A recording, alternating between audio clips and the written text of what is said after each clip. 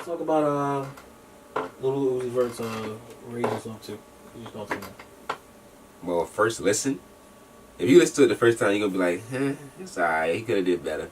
And the second time, but as you keep listening to it, it get fire and fire. More times you listen to it, I thought it was dope though. What's your favorite track on that? I like the mom. Where's it called? Something mama, something like that. Something mama, something. It's a song. Yeah, but it's about a chick or whatever. But that was probably like my favorite because it was like the tempo of it. But the rest of it was cool. You know what I mean? Any features on there that you were excited to see work with Lil Uzi?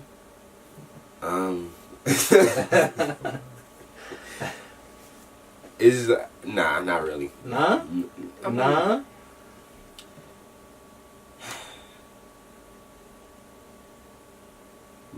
Nah.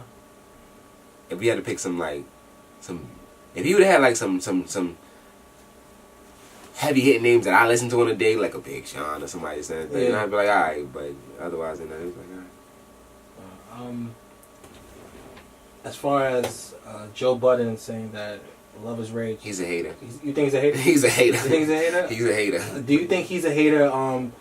You think he's a hater towards the new generation? I think that's what it is. He's just a hater towards anything that's new in general. He thinks anything that's new is whack, which you can't, be like that. You know what I mean? He was hating on Lil Yachty. The dudes that he cut off, Migos. He was hating on them because they was getting the questions and he wasn't. I mean, you old. I mean, nobody want to listen to you. You had one hit. I mean, so he's a hater. That's what that is. Do you think we need somebody like that in hip hop to not so much govern the rules and say what's hot and what's not, but as far as the new generation showing a little bit more respect to the old generation and vice versa? You know what I'm saying? Do we think we need a mediator or moderator in the middle like Joe Budden's? I mean, if it's gonna be like an unbiased type of situation. Does Joe Budden speak unbiased? I don't think so. I don't think so. Because he just he don't even get... Honestly, if you give him a chance, he don't even give him a chance. You know what I mean? He just like, garbage, I'm better than him. You know what I mean? Like, which you probably are, lyrically. Lyrically, yeah. But it's just... Do you think him saying it's garbage, do you think it holds any weight when we talk about lyricism? Does it hold any weight? If you're going to say it's garbage, be specific. Don't just say like, everything. I mean, people was buying it, so somebody don't think it's garbage. You know what I mean? So I think if you want to say like they're not lyrical, then that's one thing. But don't just say they garbage in general. You know what I mean? If niggas are selling millions, you know what I mean? So I can't knock people on what they do too much. Sure. Do you watch Everyday Struggle? Are you a fan of Everyday Struggle? With him and DJ Academics, the show? Oh, they little podcast. Yeah. I watched it a couple times. He's not really nobody to watch. So as far as Buttons or Academics? Joe Budden. Oh, Joe Budden. Yeah. What's your I wouldn't say issue. What's your stands with Joe Budden? I think he's pen wise, he's dope. No, not as a rapper. As a person who does a podcast and he talks about other rappers. What do you think? I mean, I respect it because he gotta stay relevant in some way, but it's just like it's no fair, fairity there. It's just like an unbiased look. That's almost like if a new guy was to just be like anything Jay-Z or something came out with, it's whack without even listening to it. You know what I mean? It's just like you're not even giving them a chance. So it's whatever. But do you think a lot of people are like that? As far as this generation, they hear the new guys and they're like, oh, that shit is whack. Oh yeah. And then the new guys are, in order to know where you're going in the future, you got to listen to the past, and they like, yo, that shit is whack. Because some of them are disrespectful too, As far as the kids, or you talk about the newer guys? The newer guys, okay. They're pretty disrespectful to the older generation too, but it depends on, I think, what kind of artist you're trying to be. You know what I mean?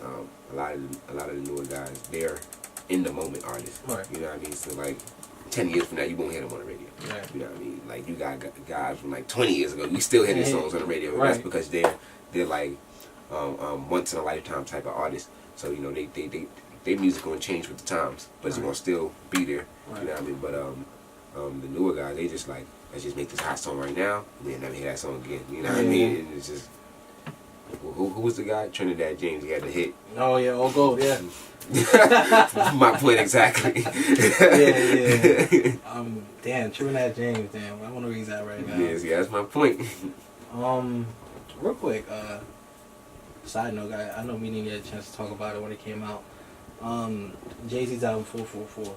Oh, I thought it was dope. You like it? Yeah, I really did. I got to sit and listen to it a couple of times. Okay. He was like throughout the whole album, he's schooling us. Right. You know what I mean? He's not even just. It didn't even feel like he was like really like trying to rap. He was just like he was talking to us. Yeah. Like, you know what I mean? Yeah. Telling us how to flip your money and you do this, you do that, and third, and how things would be when you get successful and stuff. So I thought it was a dope piece of art. Right.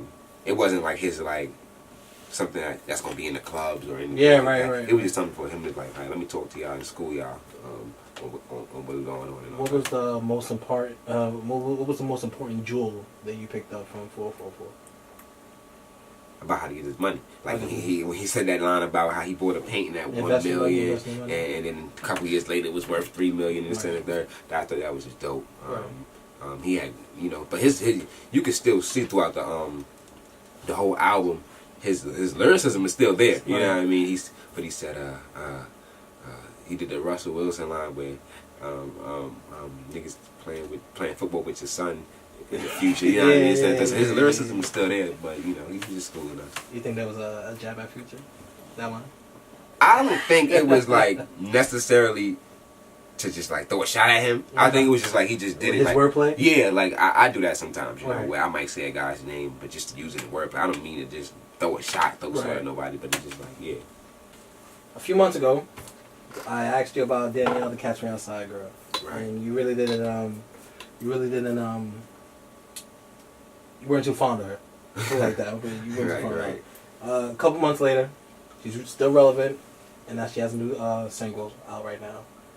Did you hear it? Her new song? Did you hear it? Where's it go? Shit. Give me 2 seconds. It's right here. I put it in my notes. Hold on. These hoes. I